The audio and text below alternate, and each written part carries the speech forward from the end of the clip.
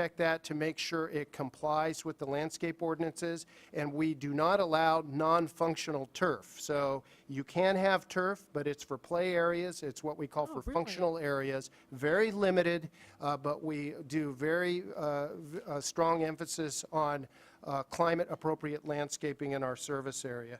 And then we have a lot of customer-focused outreach. There's a lot of education with this type of a rate structure, and we really spend the time with the customers on that. Wow. I also want to briefly mention, this is my second to last slide, is what do these water use efficiency efforts translate to in other metrics as well? And I think what we've seen is a very substantial drop in water use, which also in our case translates to a drop in energy consumption. And so we look at the allocation-based rate structure, and people ask, well, you're a big agency, how much should it cost to implement it? It cost us about $3.2 million to implement the allocation-based rate structure. When you look at the billing engine changes, the customer education, that is all in cost. The aerial infrared photography, setting up the allocations, it's about $24 per customer account. But we're saving about $10.9 million per year on water costs. So the payback period for this is almost immediate. Also, we're saving about $2.6 million per year on energy costs, and I think the reduction in greenhouse gas emissions is also equally substantial. So really, in my summary is we're very supportive of allocation-based rate structure. It encourages efficient use, very fair premise. You know, it's one of the only rate structures that communicate two ways with the customers, because I can look at my set of customer bills every month, and the customers who are over allocation are the customers I need to focus my limited water use efficiency staff and conservation staff on. And we bombard them with assistance, with incentives, everything we possibly can, but allows us to really focus on the habitual overwater users. It also identifies and provides urban runoff benefits and energy benefits, and I don't think we should look past that. We're really going for a structural change where we're trying to get people to change their landscaping to look like these two pictures up here. And this is really what the standard is in our service area now, and I think we've seen a very substantial reduction overall when you combine these programs. But the rate structure itself has shown a demonstrated 15% savings. And again, you get higher savings potential when you reinvest those over-allocation revenues into those conservation and other programs. So thank you for the opportunity to speak.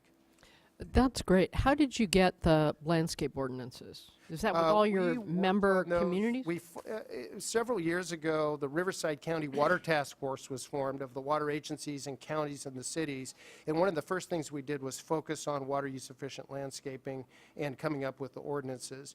And it's very hard because the cities don't sell water in our service area. And so we have really had to work very closely with them to adopt those ordinances. And then what we do is have a process that we've put in place such that when they're doing plan check and when we're doing plan check, that we ensure that people are meeting those ordinances as effectively as possible. And I think we've also tried to focus on really making it an example by working with the public agencies where they have large areas that have landscaping to get them to convert over to the climate appropriate landscaping, and working with Home Depot and other of the retailers in our service area to do workshops at their facilities and provide water use efficient plant materials. Wow. I have more questions, but go ahead. Actually, this isn't a question. I just want to thank Paul. I've seen Paul. This is my third time in the last in less than 2 weeks. His agency is quite involved in his agency was heading up the septic to sewer project that I mentioned earlier today, and also the focus on Highway 215. And the growth in that area, which is going to be substantial, and so I just wanted to thank you for coming again and sharing this with us. Thank you. Appreciate it. Can you think of any reason why utility wouldn't want a budget-based rate structure? Why they would or would Why not? Why not? Well, it's interesting. You go down in Southern California, as Joe was telling you, you get visceral reactions to an allocation-based rate structure. Some water agencies say we shouldn't be telling our customers how much water they get. or are allocated. I remember when we were working on this rate structure and a modification to it that required a legislative fix, when I was at Irvine Ranch Water District, the Howard Jarvis Taxpayers Association said we were peeking in people's windows to look how much water they were using. And so you do get this kind of visceral reaction of we shouldn't be allocating water to customers, and there are some agencies who, rightly so, they'll say, you know, I can get to the same levels of water use efficiency doing different things. I can have very punitive measures. I can send out the water police. I can do a very sharply pricing tiered rate structure that's not particularly fair but gets the same effect. And so they'll say, let me have a choice of how to implement it, and I can respect that.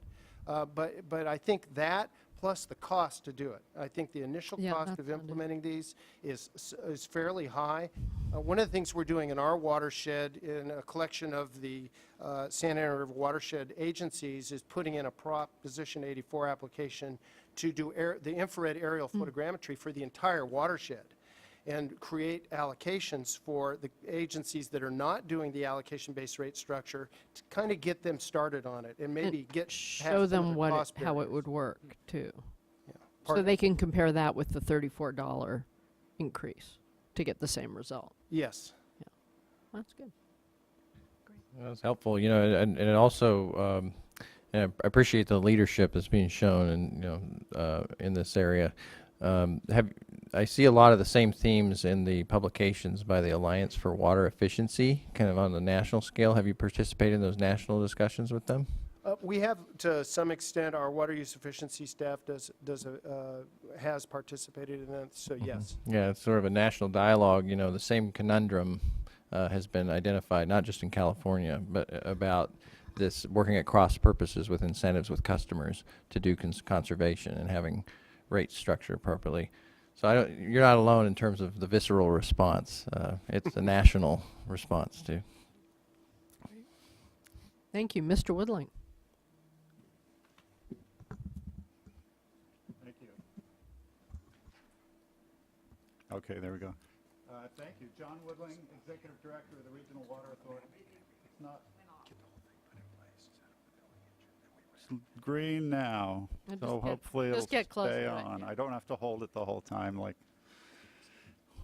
at some places I go. John Woodling, Regional Water Authority, and I have some slides. Before we start, I want to thank again Chair Marcus and Board Member Moore for taking the time to tour the region a couple of days ago and see some of what's going on the ground, both on conservation and drought response, but also water management in general.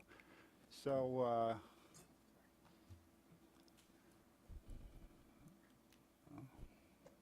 if I can get this to move forward, okay, there we go. So just to step back, and this presentation is going to be not quite in as much depth as some of the others, because we're talking about a large region of 22 water agencies, so I'd need 220 minutes to talk about that level of detail, not 10. But to put us in perspective, you know, you're sitting there at the red arrow here in our Cal EPA building along the Lower American River at the confluence of the Sacramento River and upstream Folsom Lake, which unfortunately doesn't look quite like that this year. And again, as I mentioned, over this region, this metropolitan area of urban and suburban Sacramento, we have 22 primary water providers. There's some small water companies, some privately served trailer parks and things of the like, but essentially 22 water providers serving about 2 billion people. And that creates some complexity. We have a variety of institutional differences, municipalities, investor-owned utilities, water districts, mutual water companies. We have a variety of geography, a variety of land use settings, and a variety of sources of supply. And even the same sources of supply, a variety of types of water rights and entitlements. So it becomes complex to first of all, to implement programs on a region-wide basis, but then also to track and report back on the progress. So the good news is we pretty quickly in 2014 realized that it was going to be not 20 by 2020, but 20 by 2014. And the RWA board on January 9th at our January board meeting adopted a resolution urging all the members to take actions to reduce water use at least 20%. So I think we were about a week or a week and a half ahead of the governor's drought in calling for a drought here, and later on I'll show you why that was. Right now, we're at most of the member agencies are at 20% in their drought stages, either mandatory or voluntary, a couple a little bit lower and several somewhat higher. One of the first things we needed to do was revamp our ability to communicate with customers and others about what was expected of them if we're calling for these 20% reductions. So we put a lot of time and effort into revamping our website, bewatersmart.info, which is the region's water efficiency, water conservation website. We developed this map that you see where somebody can go to their address or just click on the map, find out, first of all, who their water provider is, what's expected of them by their water provider, because again, everybody's drought stage, although they may ask for 20%, the watering days may be different, some of the restrictions may be different. There's a number of who to contact and a number of, you know, who to call to rat out your neighbor who's not complying with the restrictions. So that's been very helpful. It's been helpful to residents. It's been helpful to landscapers to understand. It's been helpful to others that we didn't foresee. We've had realtors calling us and asking us, what do I tell people when they're going to buy a house on whether they can keep their lawn alive? Mm-hmm. So this has been very helpful in outreach this year. We recently completed a survey of our members to find out where they were, both in water use, but also in what they were doing. And you heard earlier about enforcement. Many agencies have ramped up the number of personnel working on enforcement. So across the region, we've had almost 6,000 water waste warnings or citations since January. That's something that happened very rarely before we got into this drought stage. About half have actually hired new staff or reassigned staff or retrained staff to do enforcement of their water waste ordinances. Most are limiting watering to at least 3 days a week. Many are at 2 days a week now. We're trying to get everybody to at least consider 2 days a week in response to the governor's second executive order. And then many have also increased the outreach budgets so we can get the word out. So we're putting about an additional $600,000 this year beyond the standards. And again, I'm going to talk a lot about what's happening this year. You know, we have the gamut of the rebate programs and things that you've heard about, but I want to spend the time talking about what we've done this year and what the results were. How have you interpreted the duration of the 3 or 2 times watering a week? Is there a standard amount of time for a watering event? Well, 30 minutes? 10 minutes, 5 minutes? We haven't interpreted that. You know, we look at watering days in most cases, watering times, so we're not watering during the heat of the day, and then a no runoff restriction. So, you know, multiple short waterings, it's better than letting water run down the gutter, but I don't think we have anybody who has watering times, which would be really difficult to enforce. You know, enforcement personnel would have to not just see you watering on the wrong day, they'd have to watch you water with a stopwatch. So it's an on and off kind of evaluation. Yeah, well, and I mean the reality is these actions you're asking from customers are only going to be as good as how much you reach out to them and get them to understand and whether you can enforce the actual provision. So some of the regional actions, some of these were things that were in the works, and we were fortunate to implement them this year. Others are really ramped up for the drought, but as I said, we've expanded the public outreach. We have an ongoing school education partnership with the SWRCB. we're starting a project to look at budgets for large landscapes. So we're, you know, in a sense, we're starting kind of the first step, and it really is an evolution where this region will be in a decade or 2 decades compared to where some other parts of the state are now in response to some of the challenges they've had. We're starting this year a program to not just give rebates on efficient fixtures, but do direct installations. And we were fortunate to get grant money from DWR for that. And it serves 2 purposes. One, it replaces, we think, fixtures, especially toilets, that otherwise might not be replaced.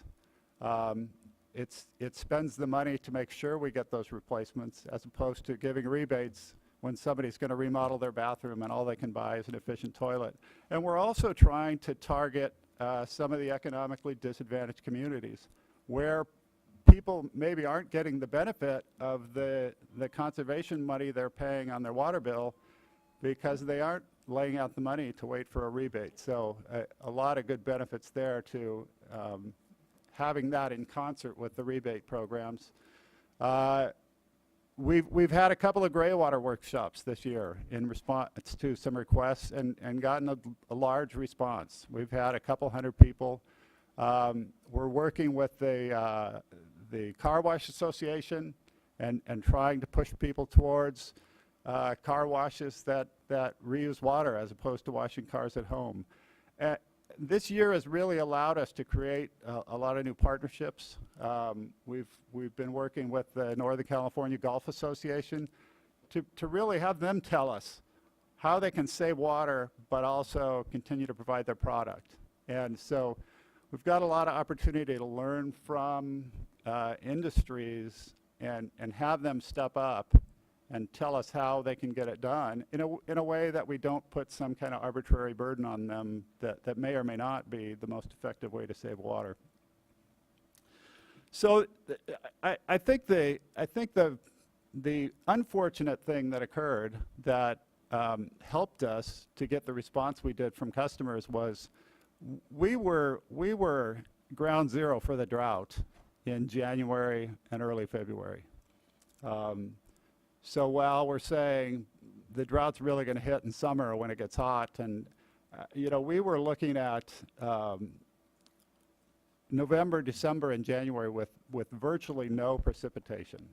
We were looking at a Folsom Reservoir that was at 160,000 acre feet. It was about less than 20% of total capacity.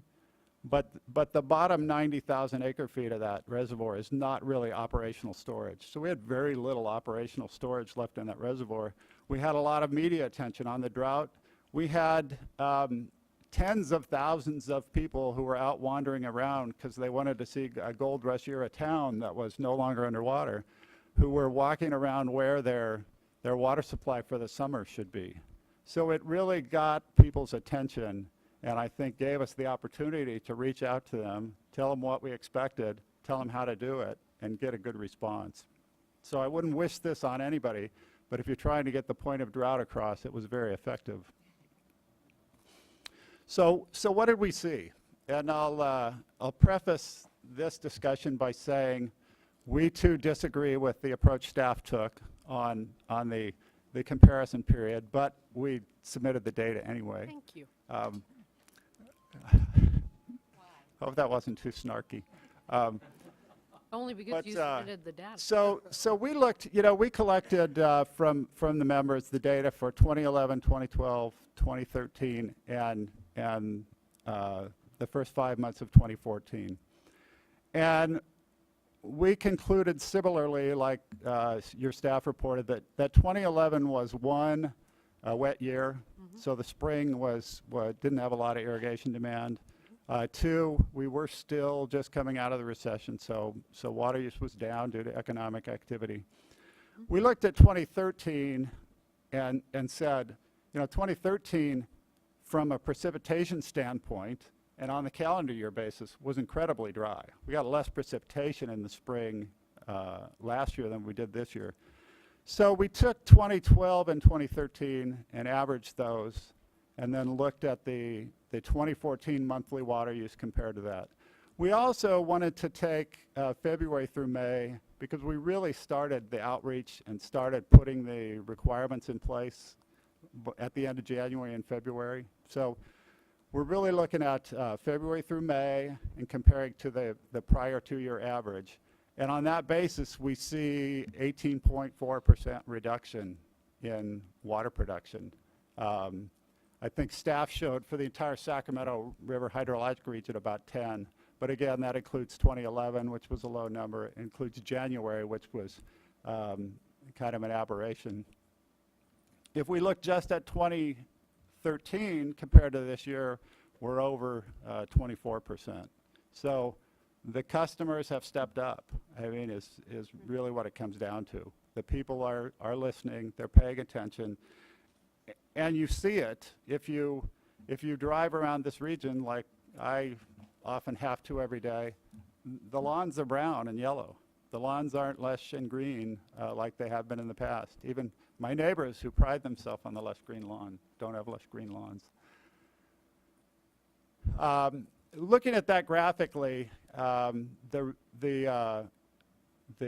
blue line is 2014, and you can see from February through May, even when water use climbed in May, because we did get some drier weather, we had people starting to irrigate, we still maintained that separation between the blue and the red lines. We're keeping this up. Hopefully that means we can keep it up through June and July and August, and it's going to be tough. It's going to get hot. It's going to be not 106 every so often. It's going to be 106 for days in a row, and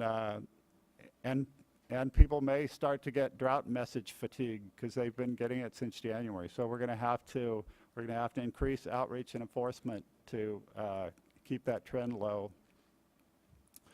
I want to just briefly cover another side of the issue, and staff asked us to talk about, so what are we going to do next year if next year is dry too? Mm-hmm. And I think there's two sides to this, and Dave Bolin mentioned it.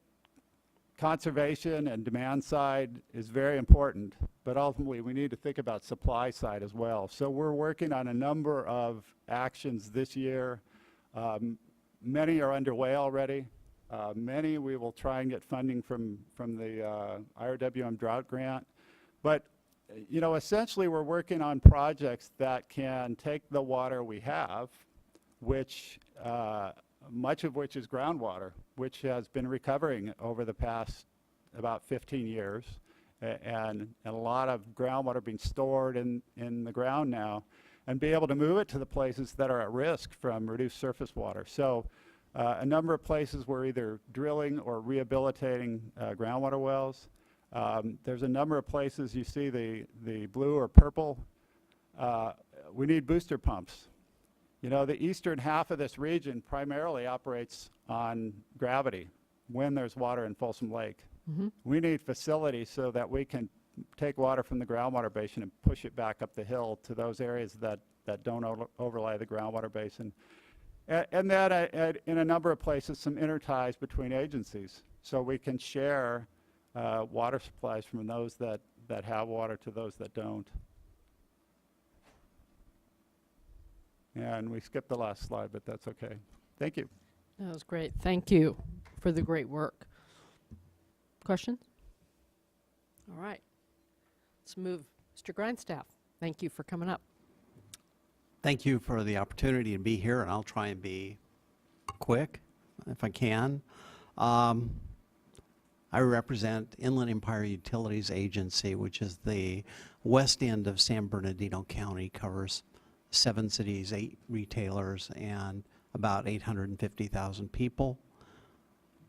We've been successful over the last few months at really beginning to conserve water, but it started off slow. It's just, as you hear from these others, in January we used 25% more water than we had the previous 3 years. In February we used 9% more. In March we finally went the right direction and got down to 9%, and in April it was 20% or a little over 20%, and May the numbers are still preliminary, but it looks significantly better than 20%. So we're moving the right direction, and I think the communication has worked. I would encourage you to continue that. I think communicating often is really important. That's the public responds. That said, we have an issue with that in our region. We're the wholesaler.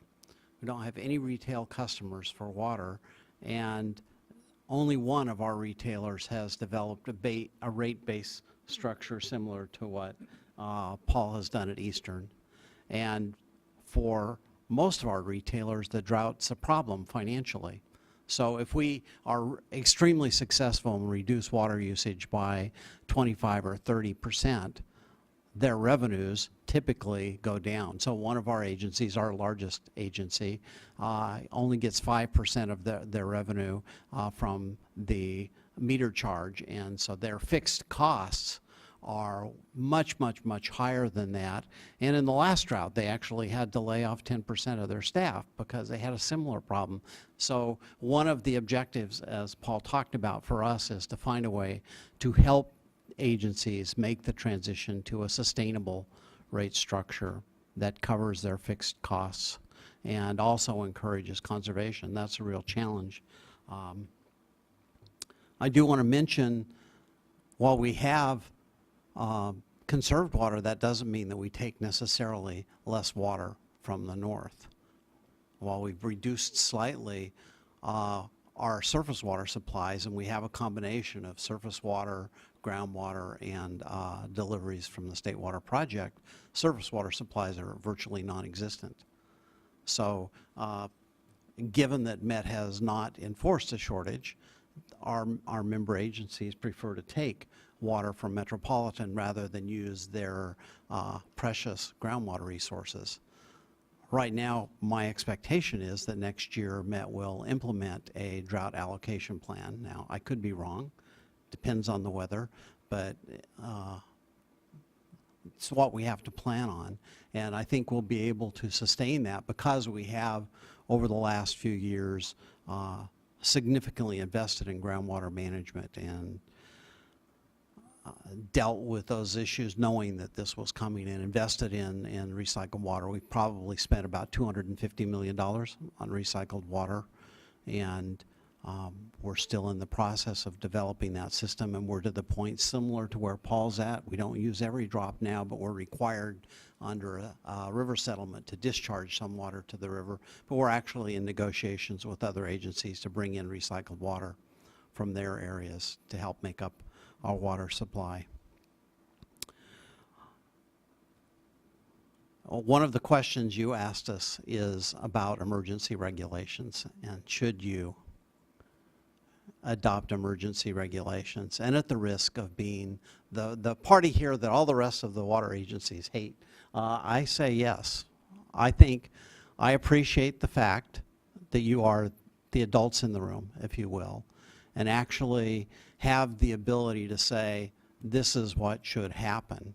And so I think it would be really helpful to people if they actually knew these are what the standards are. I think that would be an immense contribution to where we're going. We have been on this long journey with water use efficiency, and I'm proud that we're working on the 20 by 2020. But in the long run, I think we can all see that we're going to have to go significantly beyond that. But that ought not just to be something that is, oh, we're going to go 25 by 25 or 30 by 30, but it really ought to be based on needs, and there ought to be some kind of allocation, and particularly in a drought like this that does impact everybody in the state, even though we sometimes try and pretend it doesn't. We ought to actually know these are the standards and this is what we expect agencies to do. I often think back to my time when we were talking about seat belts. If you remember, I was one of the people that said, no, I never want to wear a seat belt, but it became the law. And then they started issuing tickets for it, and I learned to wear a seat belt. And my view is that at some point, the state board needs to be the party that actually helps set the rules and set the standards that we all have to live with. And you can do that in a way that says, this is this is an appropriate use of water. And you can help set standards too, I think. And you'll have to look at what your authorities are on the kinds of rate structures that are sustainable, that would allow people to make appropriate investments and allow people to do proper water conservation. So I wanted to answer that, make sure that I answered that question as one individual, knowing that it's not necessarily popular. I mean, I represented an agency that originally signed on to the Urban Water Conservation Council back in the 90s, the early 90s. But I remember at the time saying, well, I want to do conservation. And I actually went to the board with this. We put it into our 1995 Urban Water Management Plan. Our goal was to do 0.5% per year of conservation because that's what was financially sustainable, at least in my view, moving forward. And I could say, well, we're conserving water. And so I understand those issues, but I think for the state of California, we have to get beyond that. You know, you touched on something. You kind of answered the question in your following statements, but you mentioned that out of the retailers that you work with, 7 out of 8 have rate structures where they receive some penalty from a financial standpoint if people are successful in conserving water. That's correct. 7 out of 8. And, you know, since we're being very honest, do you see that as a potential, you know, as we look at the systematic and systemic issues with this conservation conundrum, that it feels like maybe there's almost a conflict of interest that folks are struggling with? Because we need to make we need to make payroll. We need to address our fixed costs. Unless you actually step up and manage the rates the way Paul described, or you know, there are agencies that have addressed, Santa Cruz is addressing that issue. So it's not that they have to be that way. So I don't think it's an inherent conflict of interest, but I think it's the way we've done things. And it's a struggle that, I mean, really empathize, you know. And I came across a great new acronym today. You may have heard of it. You've heard of NIMBY, right? Not in my backyard. I heard the NIMTO, not in my term of office. Which is, this is not where that was in the Alliance for Water Efficiency report. I have to give, I have nothing original here, nothing. But yeah, you know, I mean, I feel that that's a strong undercurrent of inertia that's hard for locals to overcome. And so your point, to paraphrase, is there might be, it's helpful to have an outside recommendation to create a pathway to be able to be reelected, you know. But people can do it and be reelected. Witness Irvine Ranch Water District, where they adopted these rates in the middle of a drought in '92, and no board member at Irvine has lost an election since that point. So it can be done if it's done right. Mm-hmm. You know, we don't know if it's going to be wet or dry next year. We do know that the Colorado River looks like it's not recovering quickly. Unless there's something exceptional, we're likely to continue to face dry times in California. And so I think you have an opportunity to help us all figure out how we move ahead. So I wanted to take this chance to kind of say that. I want to look at my notes to see if there's anything else that I really, I think I covered it.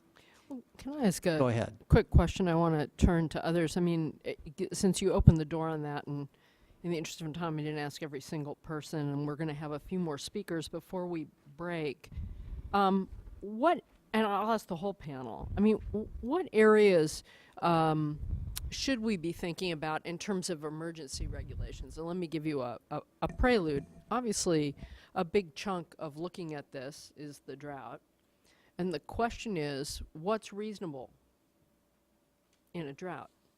And the notion of what's reasonable changes societally over time. It changes circumstantially. But I just have to say, having spent a lot of time going to parts of this state, as my colleagues have, relentlessly talking to people who are in a world of hurt, particularly in agriculture, where fields are fallowed and you have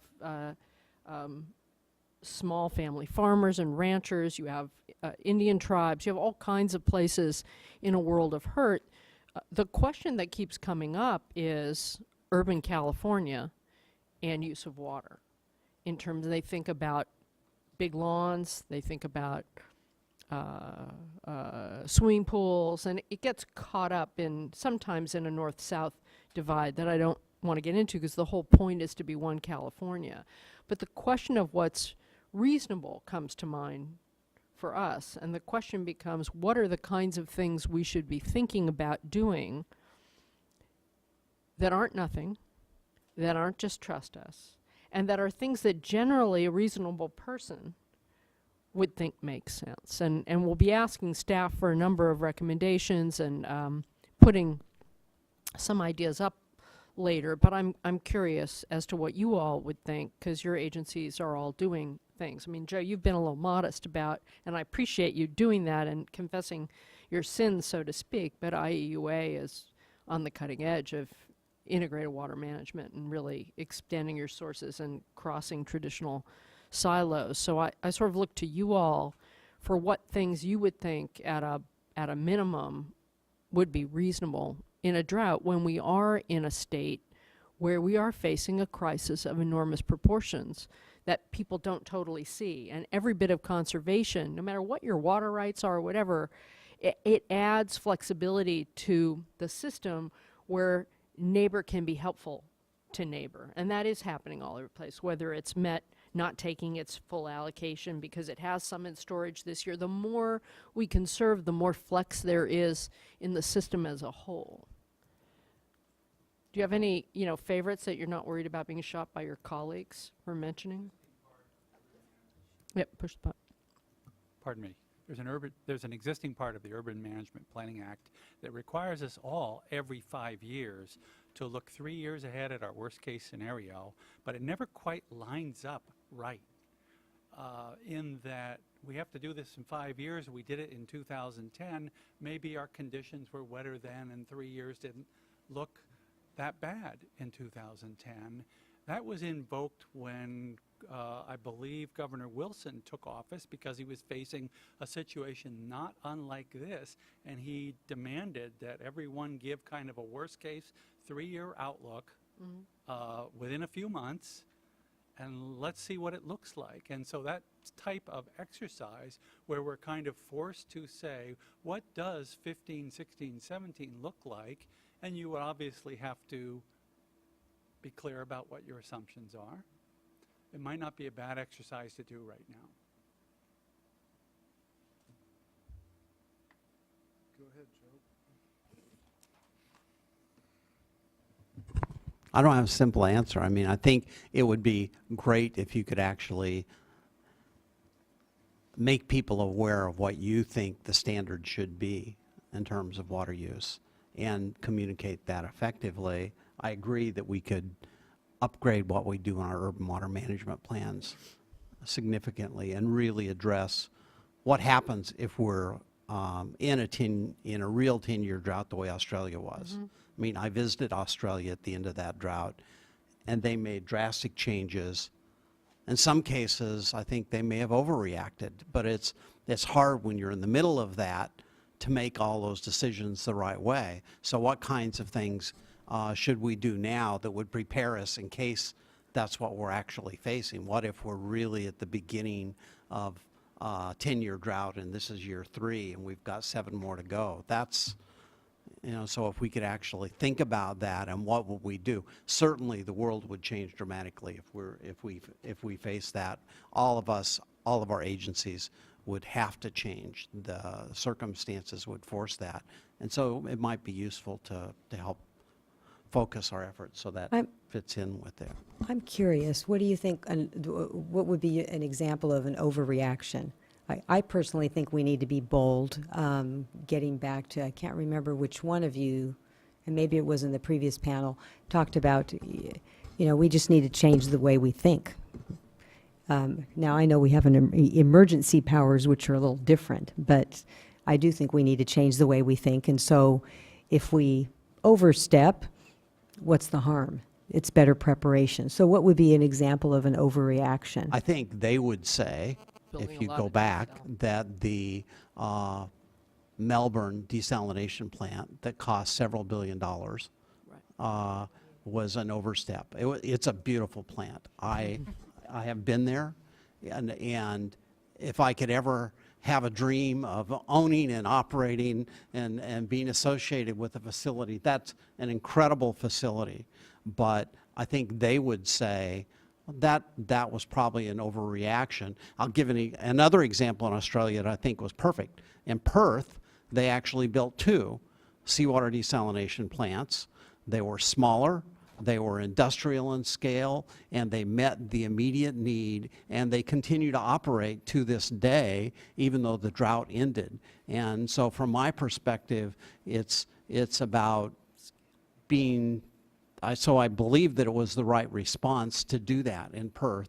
And I think the way they went from nothing to a multi-billion-dollar facility in Melbourne was not necessarily helpful. Okay, thanks. I want to make just a couple of comments that I guess, you know, I look at it from the Sacramento region standpoint, and we were in and potentially are going to end up in a real emergency. Yeah. And that's pretty compelling. And I'm not sure there are a lot of actions you could take on water conservation requirements that would have increased the result of the water use reductions we've seen. You're doing a lot of what you can. You know, curtailment notices are a good incentive to see where you can reduce water use or use groundwater supplies or whatnot, and streamlining transfers is another piece of the puzzle that helps get water from where it is to where it can be used. So I think I don't know if requirements for how water should be used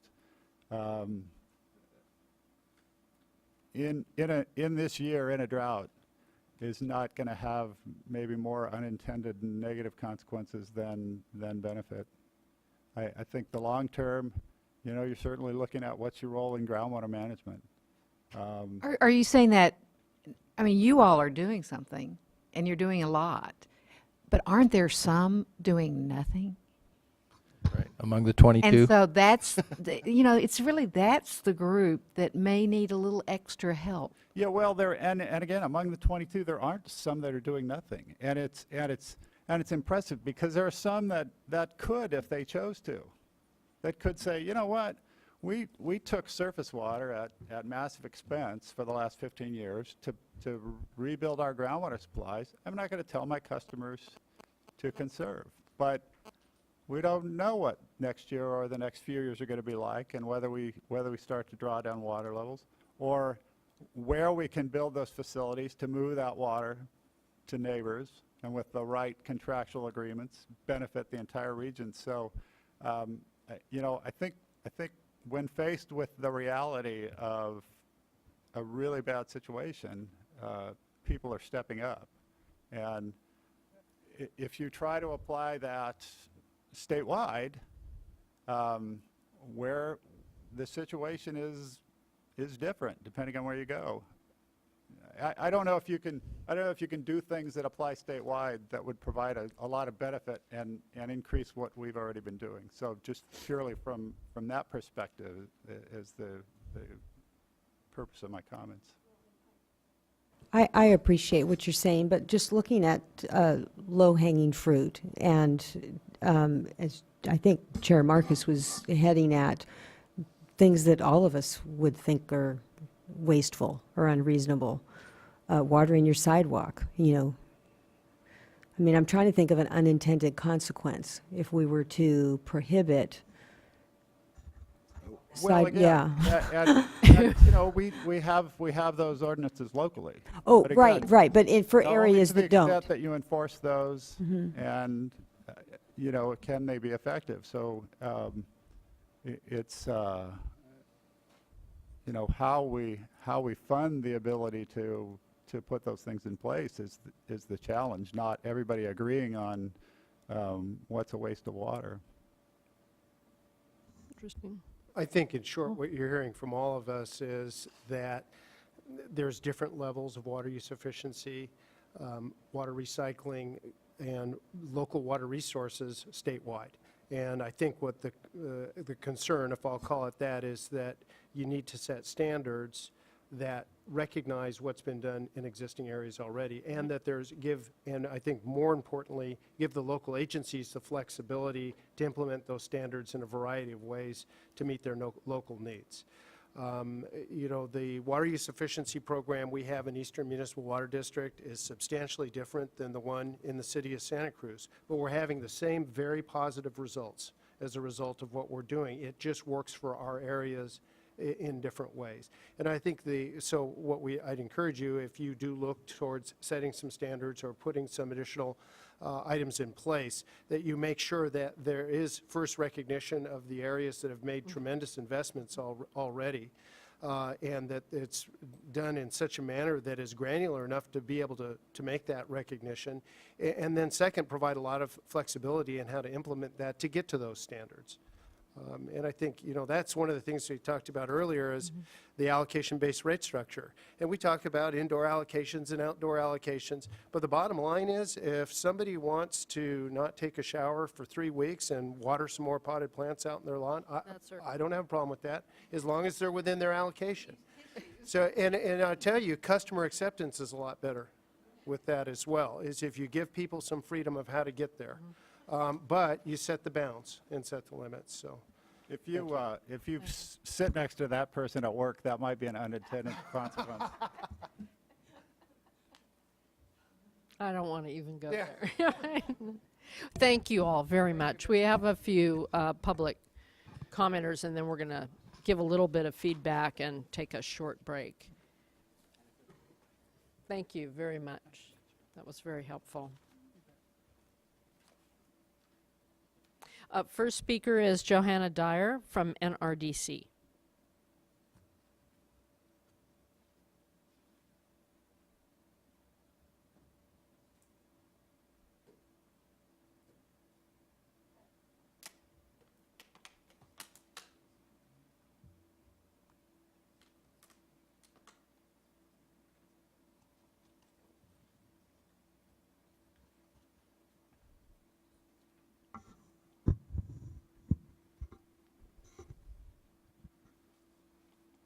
Members of the board, my name is Johanna Dyer, and I'm an attorney with the Natural Resources Defense Council, can you hear me? Which is a national environmental and public health advocacy group. I'd like to thank the board for the opportunity to speak today. NRDC has a number of responses to the Water Conservation Action Survey recently distributed to all large urban water suppliers. We are disappointed by the survey responses, or the lack thereof, and believe that the board should take action to ensure access to needed data and respond accordingly. We would like to highlight the following 4 concerns. First, the survey's low response rate, with only about half of the surveyed agencies responding, prevents the board and other interested parties from getting a complete picture of relative success levels thus far and what further efforts should be made to ensure increased water use reductions. Second, while we were glad to see that most respondents have drought contingency plans in place as required by law, we're disappointed by many suppliers' failure to implement any stage of their drought plans. It also remains to be seen whether many of the non-responsive suppliers even have drought contingency plans in place.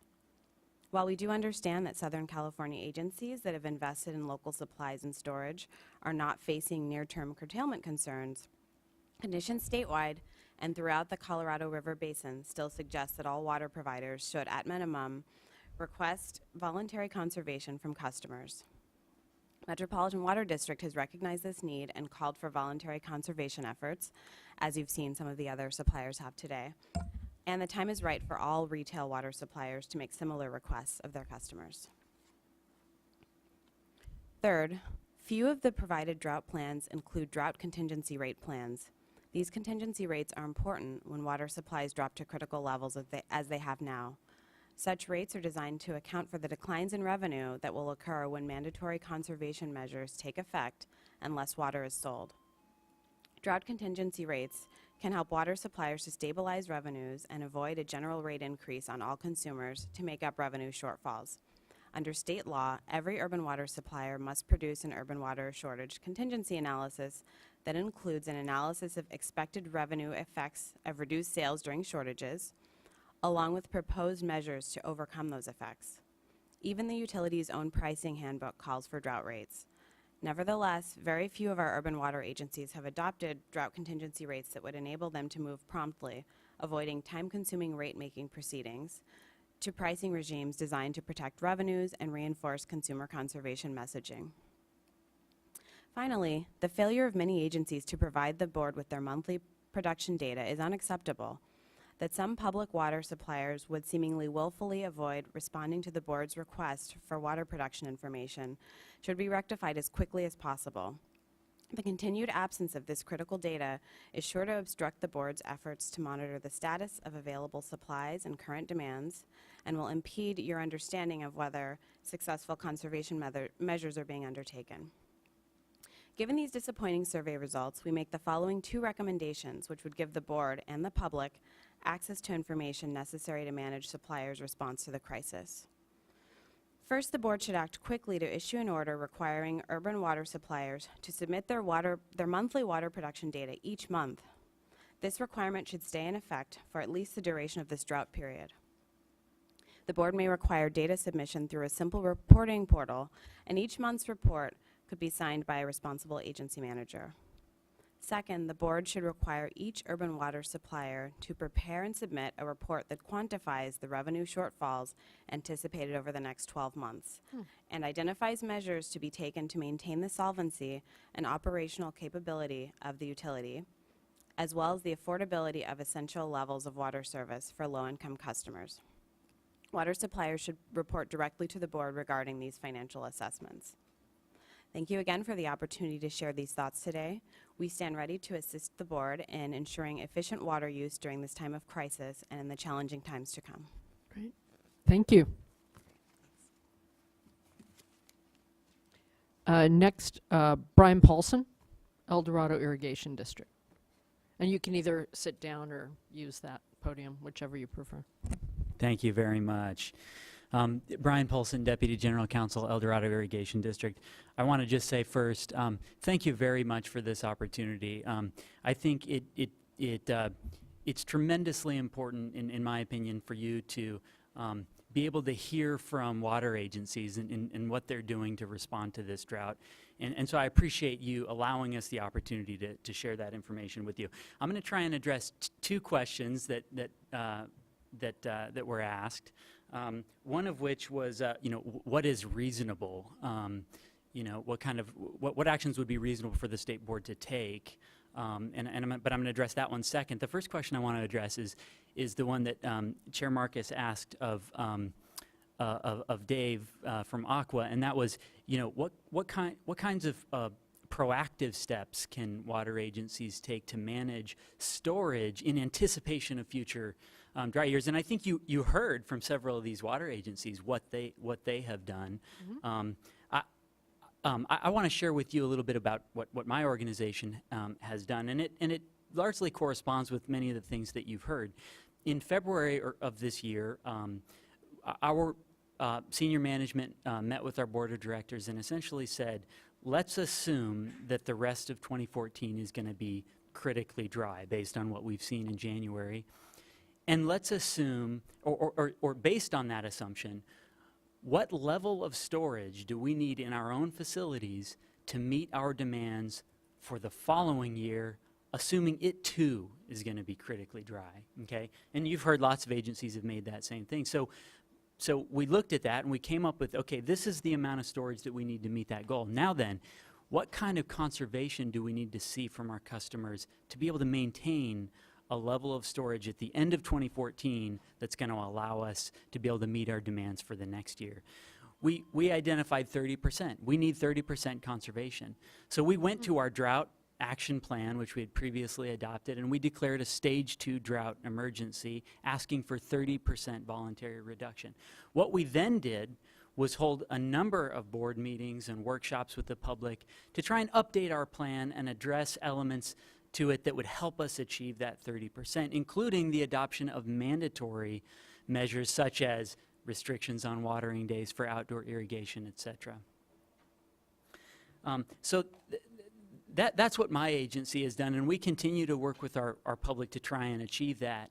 As a member of the Regional Water Agency, our data was submitted along with the data that you saw from John Woodling, and so we're seeing tremendous conservation. We're not quite at 30%, but we're committed to getting there. But now I want to address the second question. What is reasonable? Well, I think what is reasonable, I think one thing that would be reasonable, based on what you've heard today, is to allow water agencies to continue to implement the plans that they've developed in conjunction with their constituents.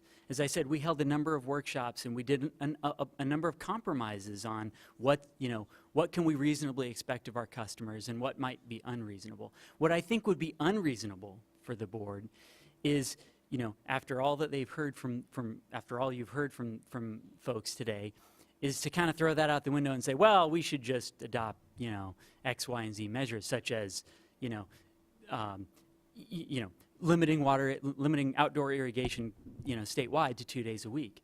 Now, I realize that was a recommendation of the governor in his drought plan, and I fully acknowledge that. But what I'd like you to consider is that, California, though it may be one state, is not necessarily one climate. And what might be reasonable in one place may not be reasonable in another. And I'm not suggesting that 2 days a week is absolutely unreasonable. I'm not. As a matter of fact, my agency has mandated, as a mandatory conservation measures, for 9 months out of the year, only two days a week of watering. But for 3 months, it might be reasonable to allow 3 days a week, while maintaining that goal of 30% conservation. Allowing one extra day might not necessarily mean more watering or more water use, right? It might just mean more often watering. So I would encourage you to, in whatever you do, and I'm not suggesting that you do nothing. I'm not. I recognize that there are things that might be that there are actions the state board could take that really are reasonable. I think one of those might be requiring water agencies. You heard today that many water agencies haven't either adopted or invoked some stage of drought. Maybe that's unreasonable. Maybe a reasonable action of the state board would at least require agencies to have in place, and perhaps even declare some level of drought emergency, asking for some level of reasonable conservation. Is that level 20%? Maybe. In my agency, we've decided 30% is reasonable, given the severity of the conditions that we're experiencing. So I would just, again, I very much appreciate your hearing from the agencies today. Appreciate the opportunity to share this with you, and would just encourage you to, in whatever actions you take, please be considerate of the delicacies that agencies are under in trying to manage the expectations of their customers and implement measures that are enforceable and that are reasonable. Thank you. Thank you. It is a challenge. Mary Ann Dickinson, the Alliance for Water Efficiency. Thank you for coming back. Hello, Chairman Marcus and members of the board. I'm very pleased to be back here. I actually had planned to take a vacation day, but I just couldn't stay away. This is such a fascinating topic, and I've been very interested to hear everybody's comments. And I want to thank particularly the board members who read our report and heard our NIMTO, not in my term of office, characterization. I actually am an example of one of those who didn't get reelected or didn't keep a board seat because of a rate increase vote. So it does happen out there, and it does prevent people from doing progressive things as they might. I had not planned to make a formal set of remarks, but there were a couple of issues that came up today that I thought I would just make a few comments on. And one concerns the issue of the savings coming from codes and standards and the normal change-out of toilets, plumbing fixtures, and appliances. And yes, that has been a documented phenomenon. It is part of a national trend. Nationally, we see sometimes in some older communities as much as a 1% per year reduction coming from just this phenomenon.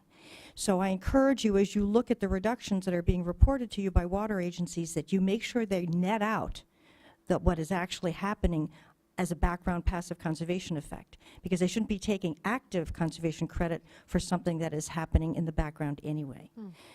So that's one comment. But building on the issue of retrofits and plumbing changeouts, I wanted to suggest to you and pass on a comment that we made to the California Energy Commission when we were doing comments on their plumbing efficiency standards under Title 20. And we had given them the example of a toilet retrofit program in the state of California is one way to save quite a bit of water. And by our estimate, there's about 4 million toilets still in the state of California that are anywhere between 3.5 gallon and 7 gallons that are flushing at that volume. So changing out those 4 million toilets could yield a considerable amount of savings.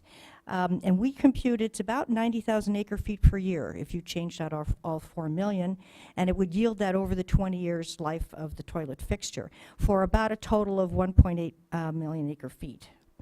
So that's a sizable amount of water, and the cost would be about $330 an acre foot. So it is not an unreasonable cost. I mean, granted, we're going to be spending millions to do this, but it's not an unreasonable amount of money considering what some of the alternatives are in alternate supply development. And I'm particularly wanting you to think about this as an option and for use of state funds wherever they might be available, because it really does prolong, you know, and give more supply availability during a drought situation. And I want to tell you the story of Orme, Tennessee, which is a little town in the Tennessee hills whose one town well ran out of water. So the townspeople, and this is a town of about 800 people, had zero water. They had to take the town fire truck, fill it up with water, go to the neighboring town well, bring it back, and then put that water in the supply lines. And residents had water for about 2 hours a day. And that went on for a number of months. And then the plumbing manufacturers took pity on this town and decided to make it a showcase for what plumbing retrofits could do. So they went in and retrofitted every single household with the most current water sense labeled fixtures. And now the townspeople with that same fire truck now had water for 12 hours a day. So eventually Orme solved its problem and drilled another well, but what this story illustrates is the power of retrofits and how far a retrofit can carry existing water supply. I also wanted to harken back on Joe mentioned the Australia experience, and someone else mentioned drought message fatigue. And I want to pass on another story from when I was in Australia, and I was on a radio show in Australia, and they said, so how often do you talk about water shortages in the U.S. and the need to conserve? And I said, well, if we're lucky, we probably, and this was during a wet period in California, if we're lucky, probably maybe once every several weeks or so. And the radio station folks were stunned. They said, we talk about it several times a day, every single day. And this is already in their 9th year of drought. So they found a way to get around the drought message fatigue, and I think we will need to figure out a way to do that here. The last thing I wanted to just suggest is, as you seek more information from water agencies pursuant to the survey you've already done, you might want to ask them what conservation retrofit programs they had already undertaken. So how far had they already gone to drought-proof themselves? Because I do agree with, I think it was Toby who said, you can't do a % reduction if someone has already been so conserving, an additional 20% just penalizes them. You have to take into account where these communities have already done sizable reductions and take that into consideration. And then swinging back to my favorite rates topic, you might want to ask them what steps they're taking to make sure their revenue stays neutral. And I believe you had the same recommendation from NRDC. Ask them what they're doing to make sure they're recovering the fixed costs that they need, and whether they're actually undertaking a cost of service study so that they know what those costs are going forward. And so that's all I wanted to just offer, and I'm really glad you're having this hearing and having these conversations. I think there are opportunities to do standards. There's equity in indoor standards. I think it gets around that regional issue. You could set an indoor water conservation standard on the residential level. You know, we're seeing great progress at around the 50 to 55 gallon per day mark. You could also set a standard for leakage recovery in distribution systems. That's Right. pretty We haven't uniform. talked about leakage today, but we will. Yeah, and so I think there are areas where you could go in that wouldn't be punitive. Outdoors, clearly where focus needs to be and where standards are tougher, but I think you could come up with some reasonable guidance that would be very useful. Thank you. Thank you very much. Richard Harris, East Bay Med.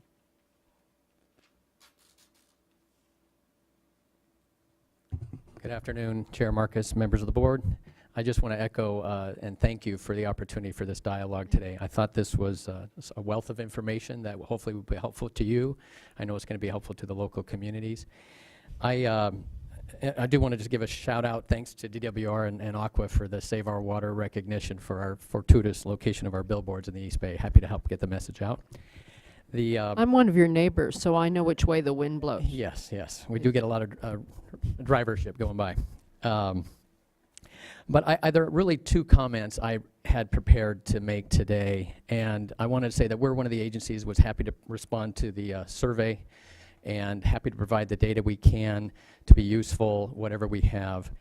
And we're willing to work with staff and the board going forward on some of the uses of that data and what's an appropriate benchmark and a metric. And I think Board Member Moore, you made a comment about, you know, there is noise in the data and what is appropriate context, whether it's seasonal, we're going to see some summer months. And, you know, we respectfully would say that the 2011, 12, and 13 is not a good benchmark for our utility. I think you've heard from others, and there's reasons why. Of course, the climate, I mean, the wet weather, drought continuing from the last drought, and the economic rebound that has been slowed. So we've seen that, and when we look at our 11, 12, 13 for our utility, it's actually lower than the 08, 09, 10 when we were in mandatory rationing. And in fact, if we look at cumulatively for where we were prior to the last drought, we're down 22% today from that. So we believe our community is, you know, responding to the governor's call. And so we're continuing to measure against more recent time frame, because that's where we can look at current production data. We can look at a metric that works for our urban water management plan and our drought contingency plan that is immediate. So we're comparing it to 2013 production data and going forward.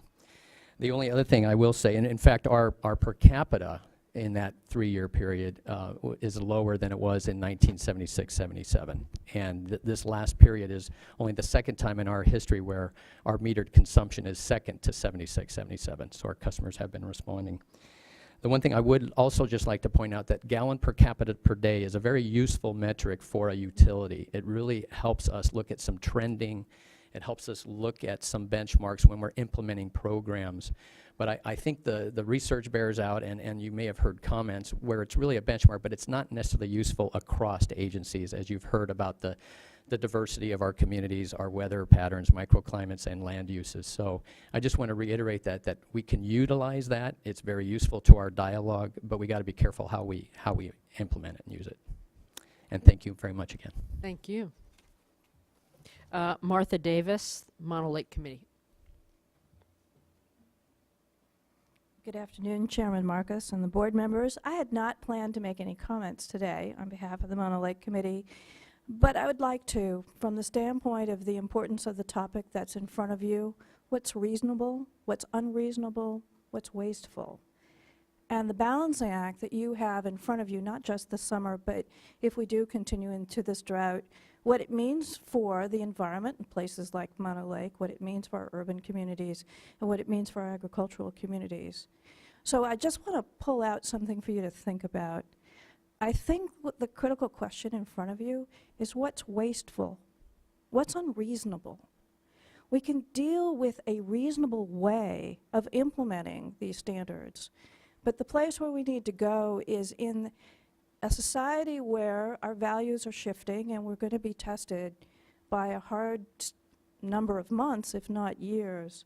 We have to make choices that are going to help guide future hard times and help us do as much as we can to preserve the balance among these competing needs for water resources. So what is wasteful, and how do we communicate that to the public?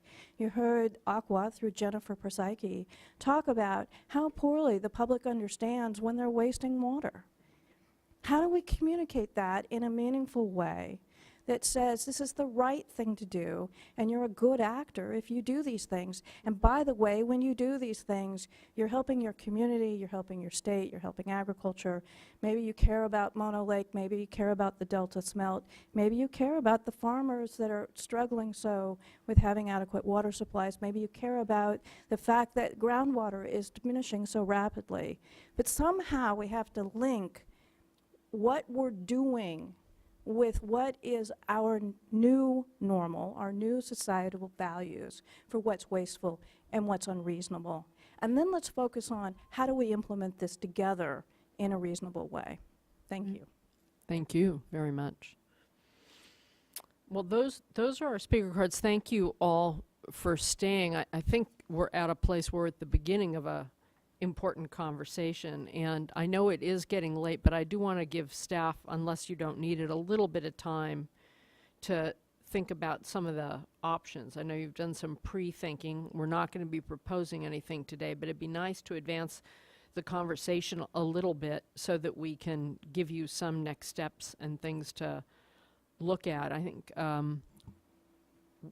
one of our speakers mentioned leaks. Leaks are a key area where there's even water in the budget to deal with it, which leaks are really in nobody's interest. They're expensive to deal with, but they're kind of one of those places where we can look. Outdoor irrigation is an arena that we look at as we look at it being such a large part of many urban communities.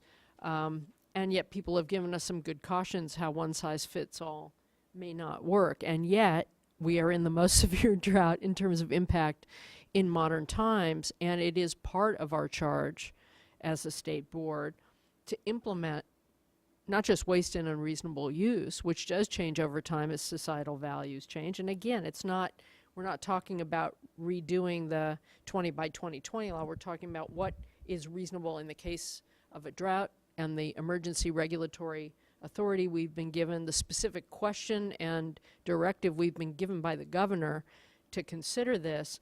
And I think part of what we'll need to do is ask for some more information from folks. I think it's unreasonable not to answer a question in a drought. That's my own personal view, even though you could also give any other information that you want to give. But I think we need to think about things that deal with information, that deal with outdoor irrigation, that deal with leaks, that deal with the issues that have been raised very aptly about the differences between communities, the fact that some people have done a lot, others haven't done as much.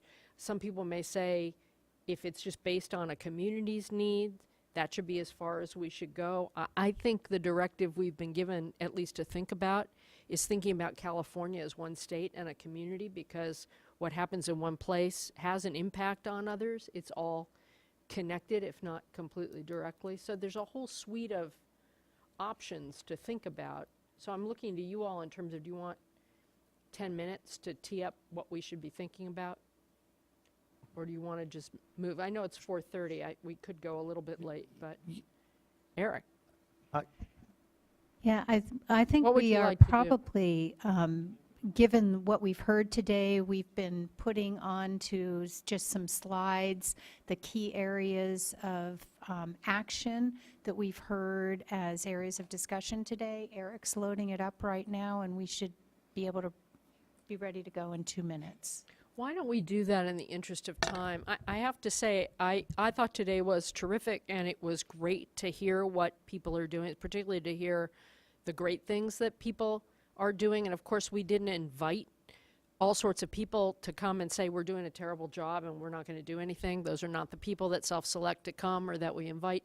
But I don't know that we got a lot of suggestions on what we ought to do, frankly. So let's tee up some of what we've heard, and then we'll think about what direction to give to staff for the next. So, Max, before you start, Okay. just real quickly, what we're going to put up we have available for you are the things you asked for at the beginning of the meeting, which were the direction from the governor in his executive order, the second executive order.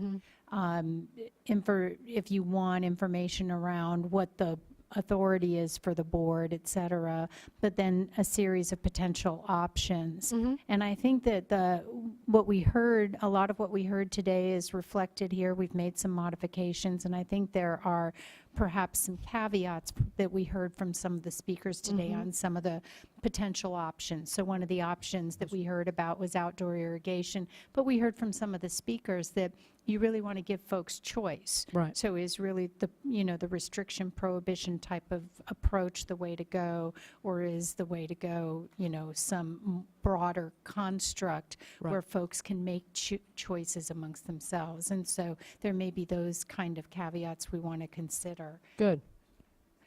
So why don't we Let's go give it a ahead go. and put that up? Max, do you want to would it be helpful to just start with what the executive order says real quickly, just to remind folks? Yeah, I could run through that really quickly. So the executive order has sort of two components, which are up there now. And so, this first bullet really speaks to something that some of the other panelists have mentioned, and I think falls within the realm of not necessarily a one-size-fits-all solution, which is, again, to basically ask the folks who are not already implementing their plans, which they have developed specific for their region, to do so, or to do something equivalent for folks who don't have a plan. One of the things I think we'll have to figure out, if directed by the board, is again, for those folks who don't have a plan, and this is not a tiny number, there are about 40 odd agencies that have not submitted an urban water management plan at all, and then within the group of 400 that have, there is a small number that doesn't have a drought contingency plan. So for that group, what would be basically the equivalent or the minimum, or sort of the model ordinance, if you will.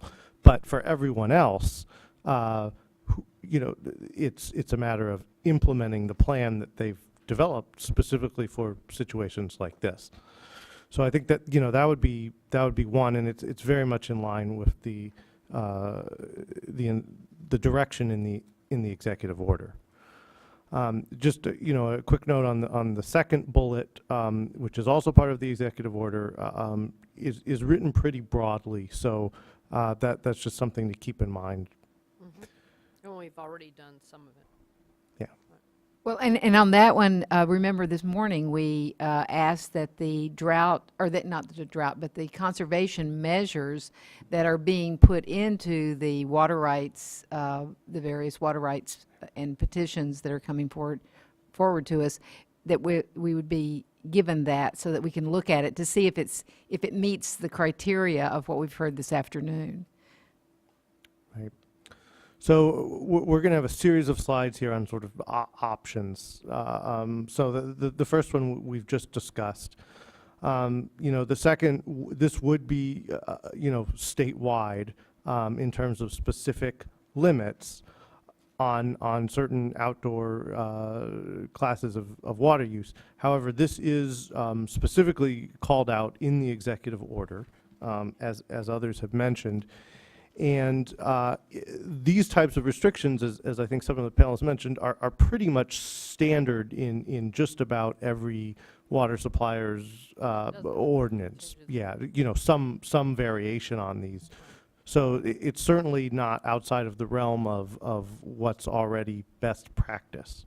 When that fits in with what's reasonable or unreasonable. It's not unreasonable to not be on the cutting edge. It might be unreasonable to not be at the bare minimum that is the norm. That's absolutely right. So we've just barely touched on leak repair requirements, and I'll actually get into that on the next slide.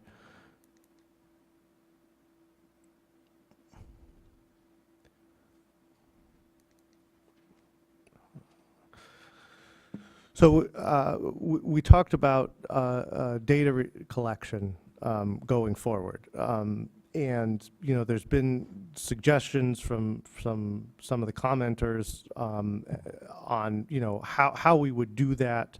I think it's definitely our perspective as staff. It would be easier to have an ongoing monthly collection than it would to sort of redo a survey process. We could improve on the survey process, but you know, having a data portal where the suppliers could simply upload their numbers on a monthly basis, I think would be certainly the easiest way to do it. That's right, because we have the power to do emergency regulations, not just based on what's reasonable and what's not. We have a duty to do that, but we can also do them just to do them because it would be useful in the draft.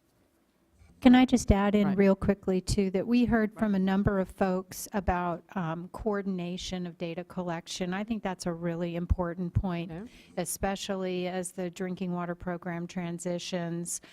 We need to do our best to be as efficient as possible and not duplicate efforts. Right.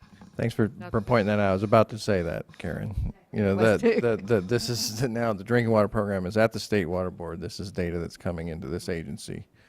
So moving forward, I was just getting that nod from Max Right. that's well Yeah, in our and what mind. would be, you know, this would be for, as an emergency regulation for the duration of the drought. I think we do need for the longer term to make sure we get the data coordination right. And so that, you know, none of the state agencies are duplicating efforts. But maybe the coordination is through the drinking water program.